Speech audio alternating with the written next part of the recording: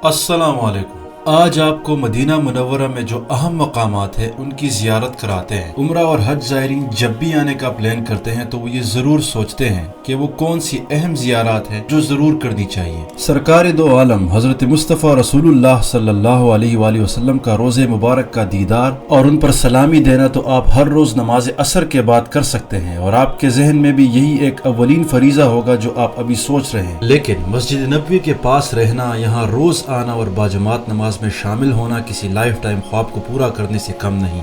यहाँ जो भी आता है वो सुकून और राहतें जोली में भर भर के लेकर जाता है। और अभी चंद लम्हे पहले निहायत ही मूसलाधार बारिश हुई जिसने यहाँ के माहौल को चार चांद लगा दिए। और वैसे भी जब आप मस्जिद नबवी के अहाते में दाखिल हो जाते हैं तो ठंडी हवाएं आपका हमेशा इस्तकबाल करती हैं।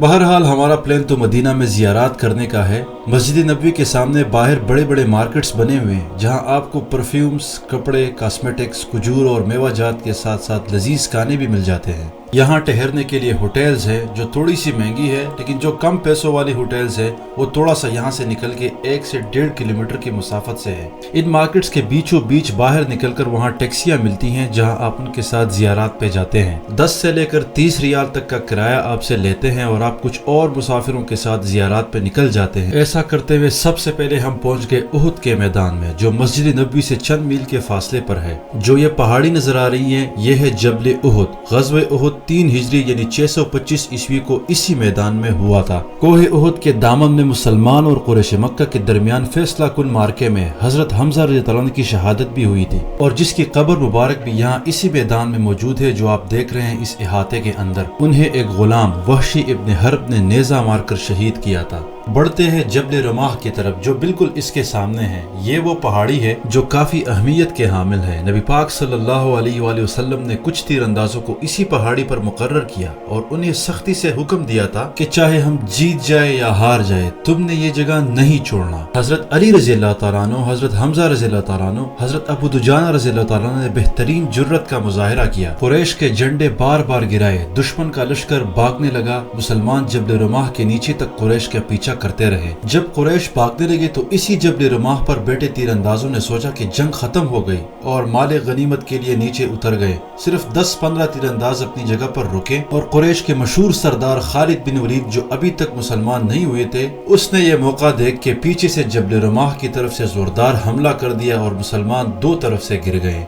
आज इसी जबल रमाह पे लोग आकर खड़े होकर दुआ मांगते हैं और उस तारीख को याद करके ये एहसास दिलाते हैं कि नबी पाक सल्लल्लाहु अलैहि वसल्लम के हर कही हुई बात में कितनी हिकमत है और उनके कौल को नजरअंदाज करने में कितना बड़ा नुकसान है। सिर्फ यही पहाड़ी नहीं बल्कि जबल उहुद पे भी कुछ नक्श है जो हमें नबी पाक सल्लल्लाहु अलैहि वसल्लम पे गुजरी दास्तान सुनाती है। तीरंदाजों के गफलत के बाद जब दुश्मन गालिब हो गया तो रसूलुल्लाह सल्लल्लाहु अलैहि वसल्लम जख्मी हालत में यहाँ तक आ गए थे। ये वो जगह है जहाँ उन्होंने हाथ रखा था और आज भी लोग यहाँ आकर इस जगह का दीदार करते हैं, हाथ लगाते हैं और उस दर्द को याद करते हैं जो उस टाइम उन पे गुजरी थी। जबकि चंद ही कदम पर एक छोटी सी गार मौजूद है जहां नबी पाक सल्लल्लाहु अलैहि वसल्लम ने कुछ देर के लिए पनाह ली थी। यहाँ पे अंदर जाकर थोड़ी देर के लिए ठेक लगा के वो बैठ गए थे। उनके साथ उस वक्त सहाबा भी थे जो वो बहिफाजती यहाँ लेके आए थे और यहाँ पे थोड़े से ठहरे थे और फिर उसके बाद वो थोड़ा सा आगे चलकर यहाँ पे उन्होंने इसी जगह पे नवाफिल अदा किए थे और अल्लाह से उस मुश्किल वक्त में दुआ मांगी थी। ये मुकद्दस जगह आज भी यहाँ पर नवाफिल के लिए मुख्तस की गई है। जियारत करने के लिए जब भी लोग आते हैं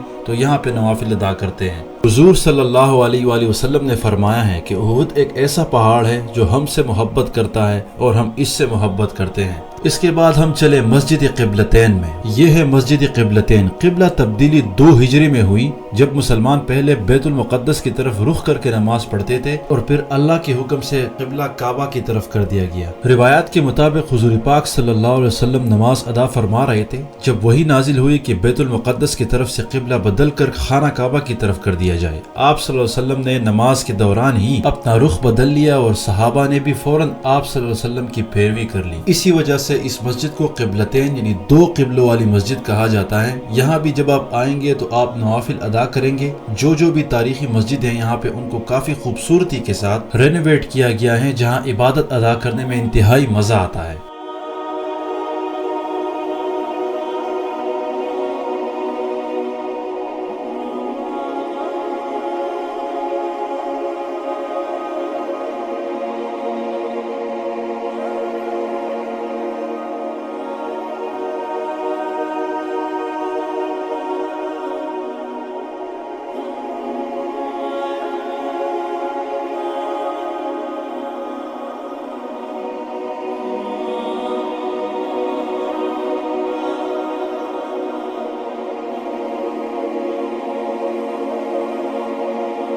اس کے بعد ہم چلے گئے 7 مساجد کی طرف، یعنی 7 مساجد۔ یہ مدینہ منورہ میں جبل صلاح کے دامن میں واقع ہے۔ یہ وہی مقام ہے جہاں غزوہ خندق کے دوران صحابہ نے خندق کھودی تھی۔ اس میں سب سے پہلی مسجد ہے مسجد الفتح، ہے سب سے اوپر جبل صلاح کی چوٹی کے قریب۔ یہاں رسول اللہ صلی اللہ علیہ وسلم نے 3 دن لگاتار دعائیں مانگی۔ پہلے 2 دن دعا قبول نہیں ہوئی، لیکن تیسرے دن جبرائیل علیہ السلام آئے اور فتح کی بشارت دی۔ رسول اللہ صلی اللہ علیہ وسلم نے فرمایا، مجھے 3 باتیں دی گئیں: احزاب کا ٹوٹ جانا، مکہ کی فتح اور رومی سلطنت کا خاتمہ۔ یہی وجہ ہے کہ اس مسجد کا نام فتح رکھا گیا ہے۔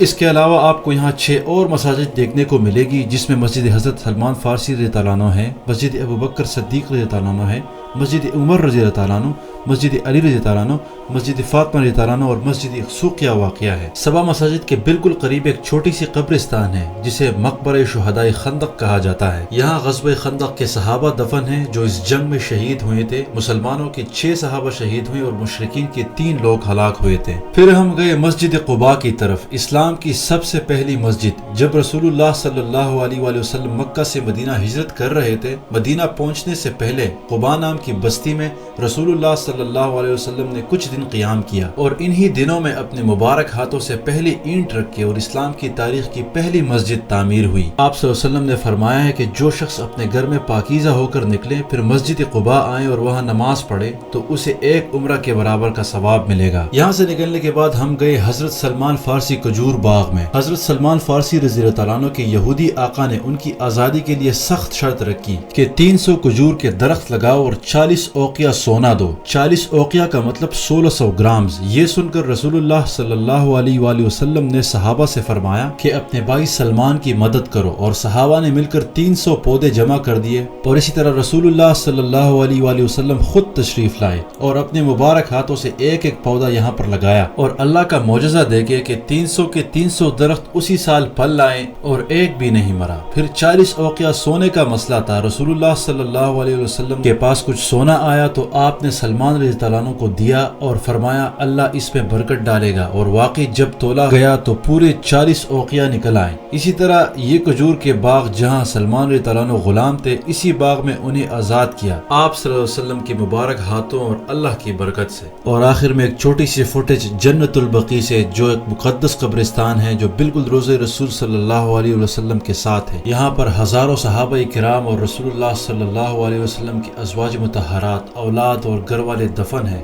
حضرت عثمان رضی اللہ عنہ، حضرت فاطمہ رضی اللہ عنہ، حضرت امام حسن رضی اللہ عنہ اور کئی اور عظیم صحابہ کرام آرام فرما ہیں۔ آپ صلی اللہ علیہ وسلم خود جنت البقیع تشریف لے آتے تھے اور یہاں دعا فرماتے تھے۔ یہ جگہ روز قیامت سب سے پہلے اٹھنے والوں میں سے ہوگی۔ ویڈیو کا اختتام اس دعا کے ساتھ کہ اللہ پاک اس عظیم قبرستان کو ہمارے نصیب میں بھی لکھ لے اور ہمارا آخری خاتمہ یہیں پر ہو، آمین۔